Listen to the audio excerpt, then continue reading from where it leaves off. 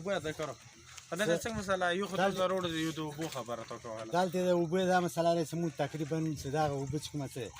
دا 12 کلونه که څه ته ویل وام چې 12 کلونه دا پیر مو پروته څنګه دا ځل رسیدلې نه بار ویخ جوړ شوی ویلي چې دی باندې کوم تاوان شوی کنه نو چې کوم د مو د خلک ورکی د کمرونه لویږي یوشینه لویږي بچینه لویږي دی په وجود باندې د مو دا هیڅ پیدا ونه د حکومت خبرې په هغه ټایم باندې تقریبا څنګه 4-5 کړه مو پیښه اوس که عرب نه خبره زیاته دی په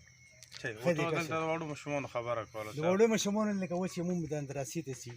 پوری لکه ډاکټر شي چې کوم ته مو چې دا لاس منټه مازال دی که بیا مو د نه ګوډه روان کو په تاو دوی بیسه چې پیرو خنډ شته وي ګونې چې ګوندال ته مو رسو نو مو ساده ته یار شي دلته چې پال دی دلته کې پال دی تقریبا 20-22 میټر ګډر د خوري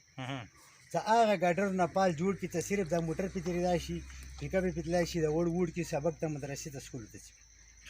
نو کې ته څنګه د سی په پل زوراته 20 میټر دوره پال 20 میټر یا 22 میټر ګډر د خوري صرف وس پنی ګډر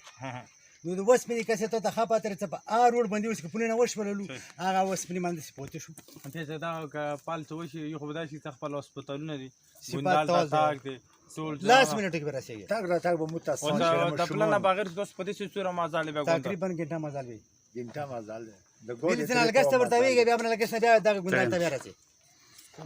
دا ډیره غاټه مجبوري چې د لاس منټ مازال مو ته وی ونی می ګنټه جوړ شي نو سکول ته ورکړل شي نو مدرسې ته تلای شي نو د مو وڅ کې څه پیدا شول چې په 20 میټر ګډر باندې او 22 میټر ګډر څه وسی مو ته دا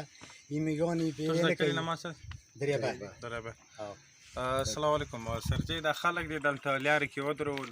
او دوی کله مصالې ته وښه ډیره وړه مصاله ده خو کې بیا د دوه تکلیف وښه دوه ته ډیر غټ تکلیف دی